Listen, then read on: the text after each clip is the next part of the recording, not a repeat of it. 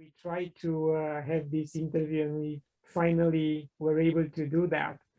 And I also watched a lot of your interviews, and over the years, you've given the world an amazing metaphysical library and incredible artwork. You are a Yeah. living proof that the spiritual journey you've been following had opened unknown sources of inspiration, creativity. How do you feel about all this amazing legacy? It's funny because when the pandemic began, I was told very clearly from my light being friends that now I was off the road, that it was time to focus on creating a legacy because I'd been receiving so much over the last, well, since I was 7 years old.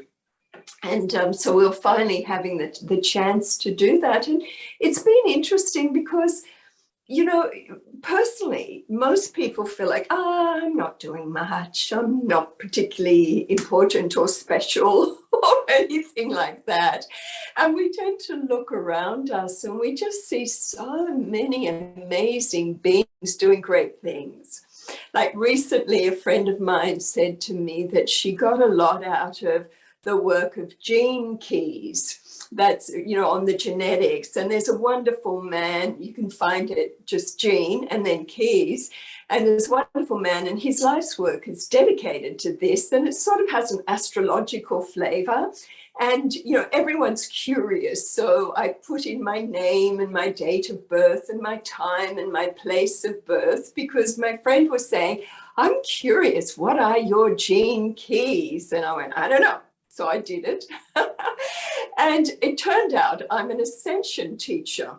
That was my role in life. And it's like, yep, that's what I've been focused on all this time, this up-leveling of society into a system of operation that really is beneficial for the collective. So everyone is taken care of. And then I did all my family's Gene Keys, and I went, it shifted something in me because I realized every one of them is fulfilling perfectly their life path, their life purpose, and just to relax a little bit. So that's one example of a wonderful legacy of someone else. And I look around the world and, just the things you're doing, everyone, we're all playing our part for the up-leveling of another way of being, or we could say even relaxing back into a different frequency we already have flowing through us that takes us out of the duality hologram and puts us in another zone of operation. It's already there. So have you had the chance to find your soul family as well? I do. One of the things in my Gene Keys said that I thrive beautifully with a large network. And I realized that we have two networks. We have the internet, which we connect with so many people. You might have days where you're feeling a certain way and somebody will post something on social media that just uplifts you, makes you feel like, our work is touching hearts. It does reach people. And then you have, of course, the internet. And the internet is my favorite. That's when you do drop into this zone, relax back into that other part of you that I call the zone of true communion. And then these beautiful beings of the greatest light and the greatest love pop in like friends, galactic family, and guides and beings that you've known forever. And every cell of your body just knows who they are when they step into your field again. So yeah, we all have this, we all have those special ones we connect with that are part of our pattern of energy when we descend and we bring in this pattern of gifts we're going to give the world, and also the gifts we'll receive from the world and being together. And everything I find just magnetizes together in the right way at the right time when we're ready for reconnection, or we're ready for revelation, or we're ready for a gift that's going to blossom from our own body of light that will give us freedom. And recently, do you find that these beings are popping up more often than before, or is pretty much the same for you? I think for many people, it's a lot more connectivity. For me, I've had these levels of connectivity in different matrices since I was very, very young.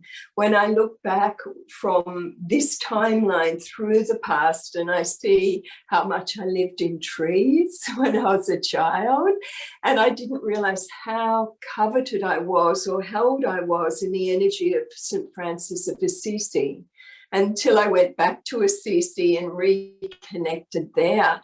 And I found over the years, there are these invisible presences almost always working with all of us that reveal themselves at different times in our life when we're ready. So for some people, that inner plane or high dimensional contact has really stepped up. For others, it's disappeared. And I remember asking Spirit at one point when the Ascended Masters sort of faded from my field and a new matrix was coming in with the intergalactics. And I remember saying, what's going on, guys? And they just said to me, listen, it's like university. You study, you have your mentors, you have your tutors. When you've absorbed and learned what they have to share with you, you go out in the world and you live it. They don't come with you. So now it's like you've had the tuition, go and live it. So there can be times when you're on air, there's times you're off air, there's times when these universal forces will speak to you through repetitive messages in dreams or in emails, just reminding you of something, or just in a few words somebody says. But I find it's interesting for me how you'll move into a matrix, absorb, integrate, harmonize. So that is part of you now, you know, like you are Buddha, Buddha is you, you know, on a certain level, you are Christ, Christ is you, you are your intergalactic family, you are as an essence being the isness of everything that is the foundation of everything. So everything is you, you know, but then we individualize and differentiate a little, and in these eyes, in this world, see them and us, and you're different, and no, you're not me, or, you know, all the funny things humans do. Yes, this feeling of dissociation from those close to us or from different communities just because they think a little bit different than way we think, and Yeah. or because they look a little bit different than we look. So that's not good for the overall society and humanity, because now is the time to stick together more than ever.